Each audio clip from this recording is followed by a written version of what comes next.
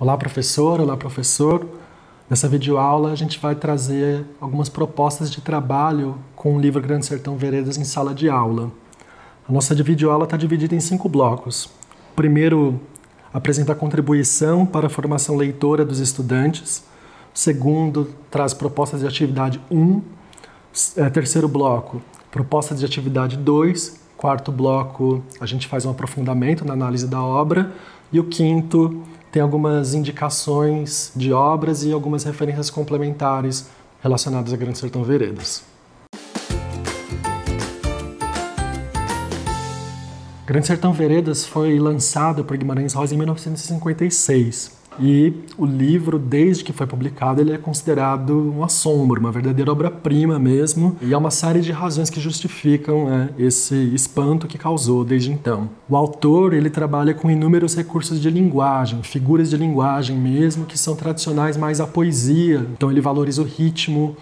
Ele toma de empréstimo a fala do brasileiro interiorano, ele toma de empréstimo também muitas expressões que vêm de outros idiomas, cria palavras novas a partir dessas expressões, de forma que, por mais que narrativo, o Grande Sertão Veredas pode ser considerado também um imenso poema em prosa. O romance ele é ambientado numa região que pega o alto do Rio São Francisco, o interior de Minas, o norte do estado de Minas, se espraiando ali pelo centro-oeste do Brasil até chegar um pouquinho da região norte, ou seja, o Brasil interiorano mesmo. Só que esse olhar de quem está retratando o Brasil interiorano não é o olhar do estrangeiro, o cara que vem de fora para fazer uma descrição, vamos dizer assim, objetiva ou que se pretenda científica a respeito dessas comunidades. Pelo contrário, Guimarães Rosa ele confere para essas comunidades uma complexidade, uma densidade psicológica que torna o livro muito mais interessante do que se fosse meramente um retrato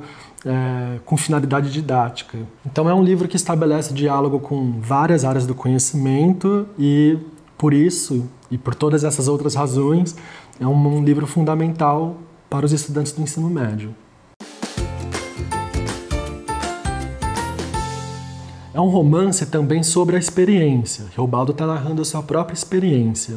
Uma das formas de aproximar o leitor desse livro é conversar a respeito de suas próprias experiências. Quais são as experiências desse leitor? Reobaldo ele vai refletir sobre o que é o amor, a justiça, vingança, sobre o que é a vida, o que é a morte, a violência, o bem, o mal, inclusive também relacionado ao tempo e ao destino. Com base nisso, a gente sugere que os estudantes formulem um pequeno dicionário em que eles propõem algumas definições para essas palavras. A ideia é que o dicionário seja subjetivo, seja poético, que eles não se apoiem em dicionários para propor significados a esses vocábulos. Então, com base na proposta do Antônio Cândido mesmo, a gente recomenda que se enfatize o homem e a terra. Como que Guimarães Rosa constrói os personagens, como que as paisagens também são construídas no corpo desse romance. É um livro bastante exigente,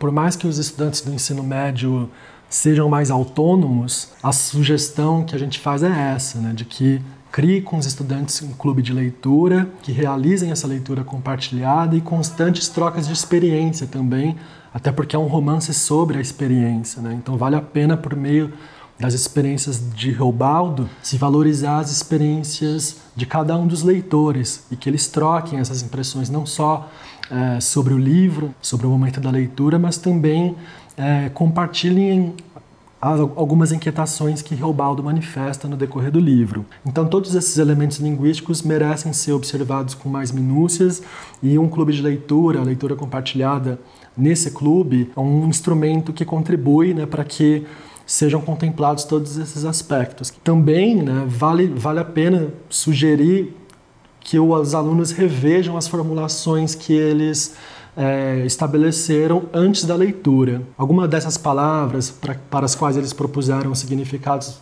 teve alguma transformação a partir da leitura? Eles modificaram seu ponto de vista a respeito delas, daquelas propostas anteriores? E aí, se necessário, pode voltar ao livro e buscar as definições que o próprio Reobaldo dá, por exemplo, a respeito do amor. São inúmeras. Então, depois desses debates, é hora de propor um núcleo de criação artística por parte da sala, né? Então, esse núcleo de criação artística enfatiza algumas produções dos próprios alunos, como a gente viu o Reobaldo, quando ele ouve a canção de Ciro Luiz, ele posteriormente passa a compor alguns versos. Então, com base nisso, esse núcleo de criação artística visa estimular os alunos também a criarem versos de inspiração na própria obra. Vale a pena observar a capa do livro, né?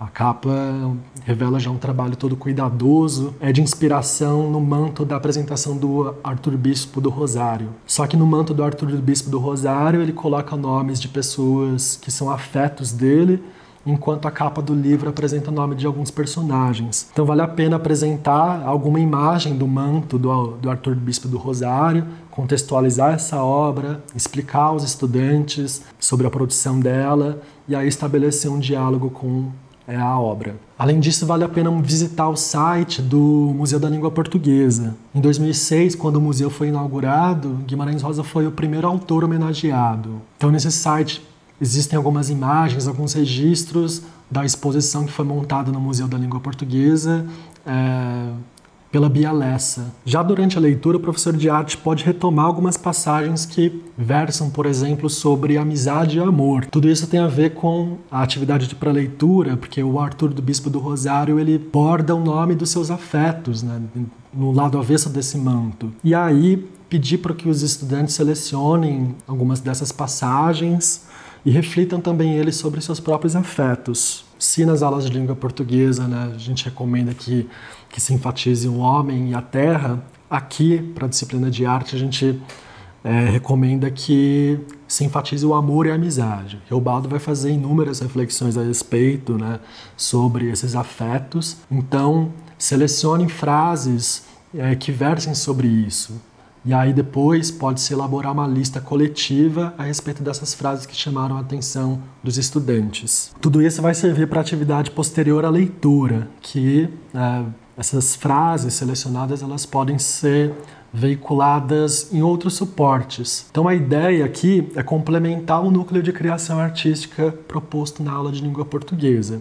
Só que aqui os alunos vão entrar com outros materiais. A gente sugere que se observe, né, também o manto da apresentação, também o museu, vamos reforçar isso, né? E aí, como se vê, por exemplo, na instalação da Bia Lessa, existe uma prioridade a materiais assim rudimentares, areia, tijolo, tecidos, entre outros. E esses materiais eles podem servir de inspiração na criação artística da turma.